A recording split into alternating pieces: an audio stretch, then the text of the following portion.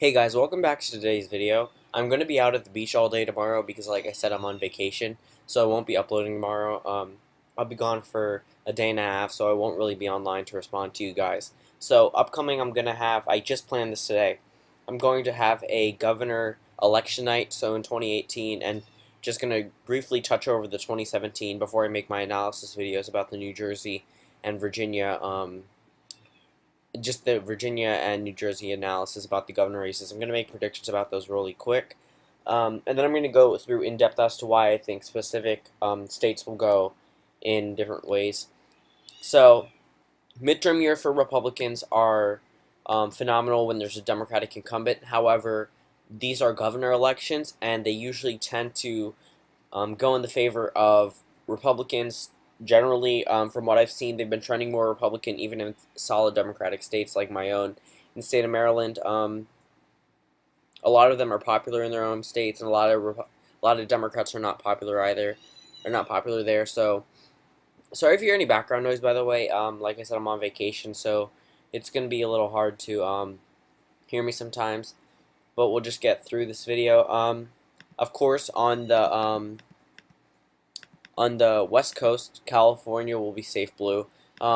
Oregon, I'm just gonna go through what margins I think they will be. I think with the Democratic wave, although they are rated, I think by the Cook PVI, I'm not exactly sure.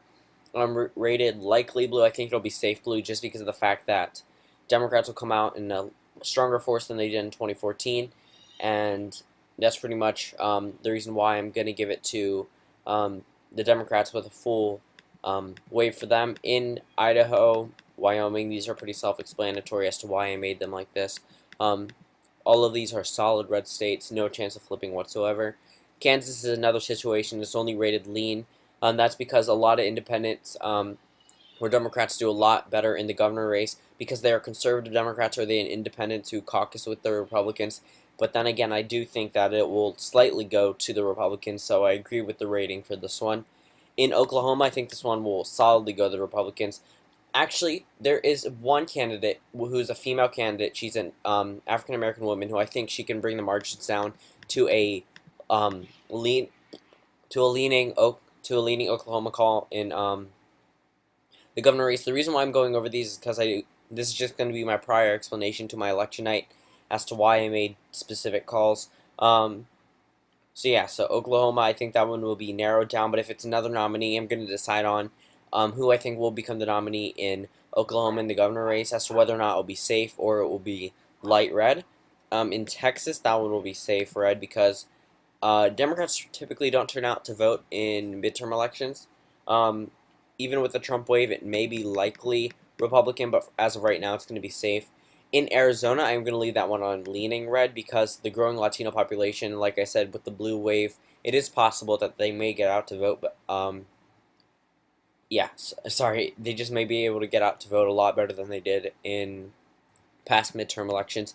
In New Mexico, I'm going to leave that one as likely blue because I do see the Latino population here giving it a strong victory. It's rated leaning blue, but I don't think Republicans will be able to flip this at all. In Colorado, I'm going to leave that one as leaning blue because of, I don't even know how to pronounce his name. I think it's Hickenlooper. But I'm 99% sure he's going to win, but I think it's going to be by a small margin. In Nevada, I think that one will go to the Democrats slightly because of a Democratic wave, because I went to Clinton as well. Also, in the state of Alaska, that one's still a toss-up for me. But I think it'll go. I think it could possibly go independent with Democrats and around half of the conservatives voting for an independent. There's no light shade of green, so I'm just going to leave that one independent. I'm pretty sure they caucus with the Democrats, but I'm not fully sure how it would work out, especially with different candidates running. In Minnesota, that one will be light blue because I think that the margins will be narrower than they were in 2016 for the presidential race, but then again, I do think that Democrats will be able to hold on to this state. Now in Iowa, I think that one will be solid red. I see little to no chance of flipping. I'm going to leave it as likely red actually because I don't see a Trump state that went for him overwhelmingly being able to flip. Or I don't think it's leaning red. I think that a lot of pollsters are going to missed their odds in Iowa. This one is turning slowly but surely into solid conservative territory. Um, it's getting to a point where this is no longer a purple state, but a likely Republican state instead of a leaning Obama state from like 2008 or 2012 that some of my viewers were alive to remember. In Illinois, I'm going to give that one to likely Democrats because even though there's an incumbent Republican governor, he's not as approved as some other Republican senators should be in a Democratic state as big as itself. And I think that with the right Democratic candidate, with the right Democratic wave, I think that it will be likely. Other than that, I think it'll be leaning. Either way, I think that it'll flip from the Republican side. Arkansas is safe. Tennessee, I think, would be safe as well because of the fact that it is a solid conservative territory, and I don't think it's likely like the rating says. Alabama, one of the most conservative spots in the United States, definitely would be solid red. In South Carolina, I think that one would be solid red. In Georgia, I'm going to leave that one leaning red just because of the fact that I think that in Georgia, if the right candidate comes up, I think he or she can narrow down the margins. If you're able to turn out African American voters, especially during midterms against President Trump, I think that with that, the Republicans will narrowly hold on, but I think that they won't be able to have as big as a margin as they did in 2016. In Florida, I'm not going to touch the one yet, actually. I'm thinking about it right now, and it seems like a pure toss-up at this moment. Moving on to Virginia, like I said, that one I think will be likely blue or will be a margin of 5 to 10%. And in New Jersey, I think that one is solid blue because of Chris Christie and the fact that his lieutenant governor is running.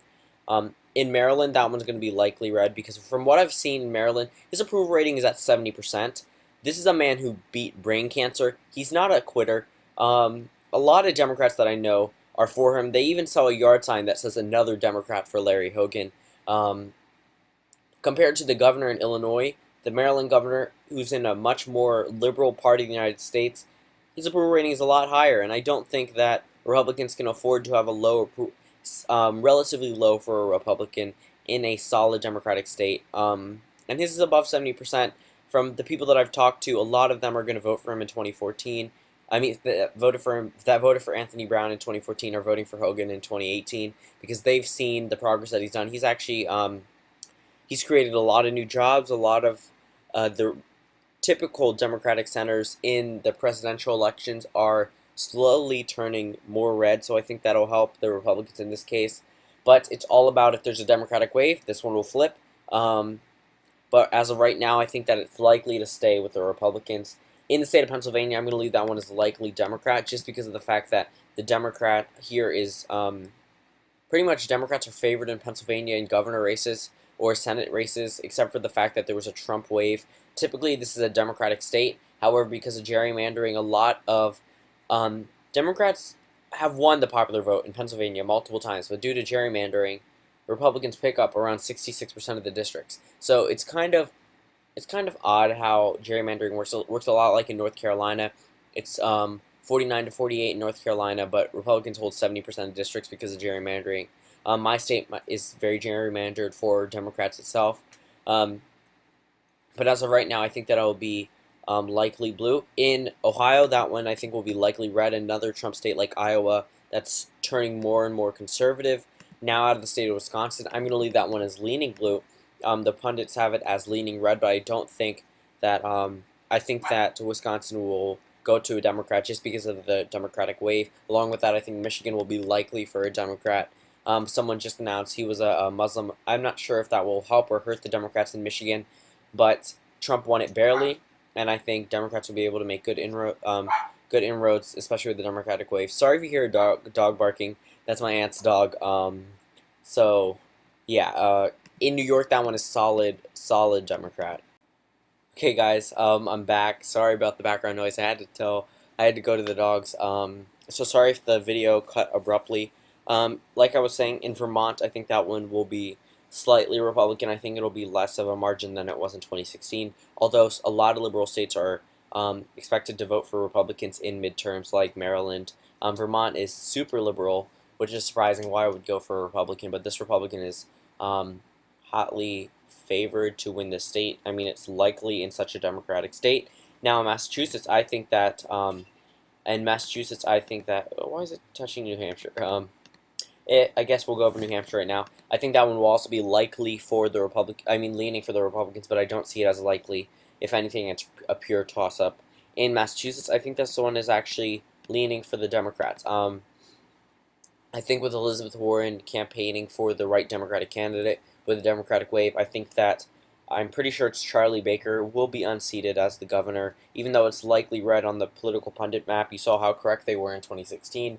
I don't think they're right about this one either. I think they underestimate the Democratic wave that's bound to happen because the incumbent president always loses a seat. His political party always loses seats in midterm elections, so it's bound to happen in 2018. Especially with the governor races where you can't gerrymander a governor race, and I think that Republicans will be at a huge disadvantage unless they are heavily favored to win or they have a high approval rating. So in the state of Maine, I think that one will be leaning Republican because it has a conservative base in the upper parts of the congressional district. I mean, Hillary only won the state by 3% and lost an electoral vote by more than 10%. In the state of Connecticut, I think that one is leaning blue because I think that Democrats can get their voters out. And in Rhode Island, I think this one is likely blue, again, because I think that Democrats will be able to bring out their voters and try to take that state from the Republicans. In Hawaii, this one is obviously safe blue because it's a solid Democratic territory and there's no chance of it flipping. Now, in Florida, this one is interesting because Trump won the state. However, if the Democratic candidate is right and Democrats get out to vote the same way that they promised, the same way that the Tea Party did in 2010 and the Republicans did in 2014, I would see this one as leaning blue. But if they don't, then I would see it as leaning red. So depending on who I choose as the Democratic nominee for Florida based off, I haven't selected them all. So if it's a good candidate who's likely to become the nominee for the Democrats, I will give that one to the Democratic Party. However, it's a bad nominee. I think Republicans will hold on to it. So yeah, so thank you all for watching this video. I'll see you all in a couple days with my Cuban versus Trump election night, and then hopefully this one will be out next. Thank you all for watching, and I'll see you tomorrow.